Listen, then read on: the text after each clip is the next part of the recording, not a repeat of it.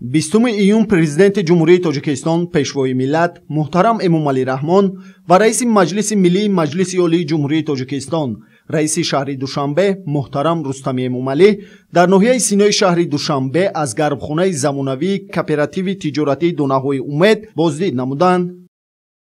гармхонаи мазкур дар масоҳати 1 гектар замин бунёд гардида, таҷҳизоту дастгоҳҳо барои парвариши сабзавот тибқи таҷрибаи нав аз хориҷи кишвар ворид карда шудааст. мақсади аслии хоҷагидорон дар ҳама фаслҳо таъмин кардани аҳолии шаҳри Душанбе бо сабзавоти тару тоза мебошад. ба сарвари давлат иттилоъ доданд, ки гармхонаи мазкур доим амалкунанда буда, ҳарорати мутаддили дохили он бо усули муосир таъмин карда мешавад. қабл аз бодиринг дар гармхона помидор парвариш ва ҳосили он ба бозорҳои шаҳри Душанбе ва атрофи пойтахт пешниҳод гардида буд.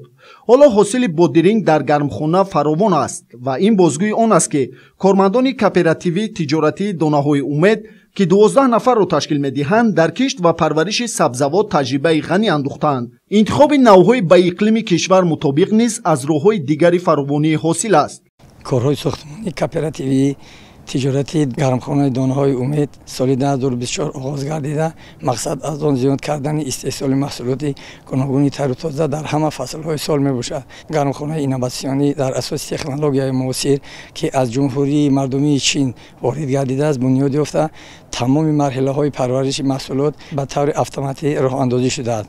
обмонии маҳсулот тариқи қатрагӣ анҷом ёфта, ҳамчунин таъмини нуроҳои минералиро низ тариқи об компютер назорату танзим менамояд. бо назардошти талаботи зиёд ба маҳсулоти тару тоза ба тариқи табъии парвариш ёфта, истеҳсол ба усули органикӣ дар гармхонаи инноватсионӣ роҳандозӣ шудааст ва дар муддати аз 30 то 40 рӯз бодиринг пухтаву ба ҷамъоварӣ омода мешавад.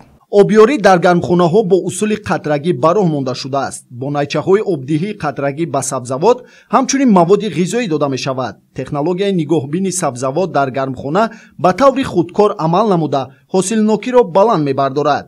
тавассути турҳои муҳофизати сабзавот аз таъсири офтобҳои табиӣ ба монанди гармӣ аз меъёр зиёд ва ҳашароти зараррасон эмин нигоҳ дошта мешавад. президенти кишвар муҳтарам Эмомалӣ Раҳмон зимни шиносоӣ бо натиҷаҳои заҳмати сабзавотпарварон ва намоиши маҳсулот аз гармхонаи кооперативи тиҷоратии Донаҳои Умед бо кормандон суҳбати самимӣ ороста барои истеҳсоли навъҳои гуногуни сабзавот, ҷорӣ намудани усулҳои нави парвариш, марҳила ба марҳила васеъ намудани масоҳати гармхона, таъсиси ҷойҳои иловагии корӣ ва таъмини бозорҳои шаҳри Душанбе бо маҳсулоти хушсифат дастуру тавсияҳои муфид доданд.